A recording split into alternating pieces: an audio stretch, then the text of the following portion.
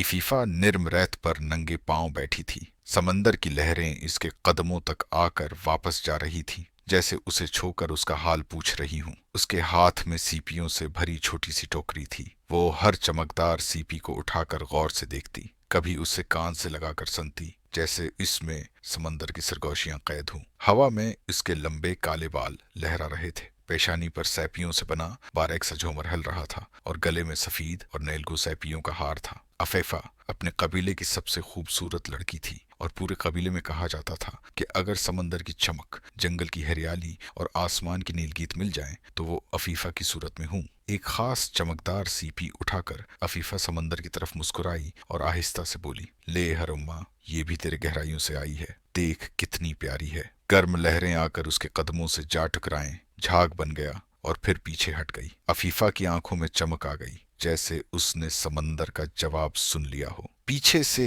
एक मध्यम आवाज ने उसे पुकारा, धूप धूप तेज हो रही है, आजा घर चलें। अफीफा मड़कर मुस्कुराई, आखिरी सीपी टोकरी में रखी और दौड़ती हुई अपनी माँ के पास पहुंच गई। उसकी माँ के गले में भी सीपियों और जंगली पत्थरों से बने जीवर थे, कलाइयों में छनकती चूड़ियां और आंखों में अपनी बेटी के लिए बेहद मोहब्बत। इफीफा खुशी से बोली, ओ माँ, देखो ना, आज कितनी खूबसूरत सीपियां मिली हैं, जैसे चांद के छोटे छोटे टुकड़े हों। वाह, वाकई बहुत प्यारी हैं। आज रात आपके पास बैठकर उनसे नया हार बना लेंगे। उसकी माँ ने मुस्कुराकर पूछा, मेरे लिए या अपने लिए? इफीफा ने जवाब दिया, तेरे लिए मेरी जान। जब मैं साहिल पर चलती हूँ तो लगता है जैसे कोई रोशनी चल रही हो। इफीफा शर्म कर नजरों को झुका गई, लेकिन दिल में खुशी की नरम लहर दौड़ गई। दोनों समंदर के किनारे से हटकर जंगल की तरफ चले। कबीले के घास के छोटे घर खजूर के दरख्तों के दरमियान कतारों में बने हुए थे। झोंपड़ियों की छतें खजूर के पत्तों से, दीवारें बांस और मोटे दरख्तों के तनों से बनी थी और दरवाजों पर लटकती सीपियों की मालाएं हुआ में छन छन कर रही थी।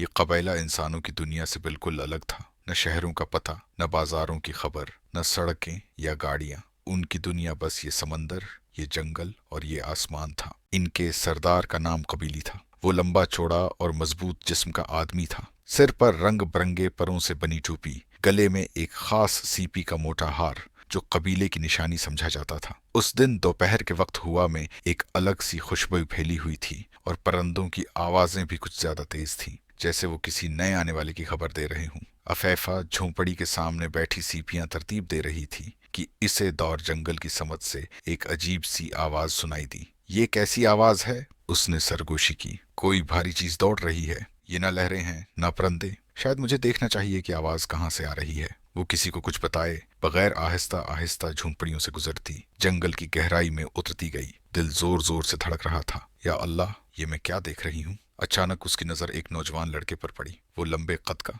मजबूत जिस्म वाला लड़का था, जिसके बाजुओं पर चमड़े के हिफाजती टुकड़े थे, कमर पर चौड़ी पट्टी, साथ में तलवार, कमान और तुर्कश। सर पर बारीक धात का खूबसूरत ताज था, जिसमें नीला पत्थर जड़ा हुआ था। इसके पास एक काला घोड़ा खड़ा था, जिसकी गर्दन पर चमड़े की जीन और सुनहरी धागों की झालरी थी।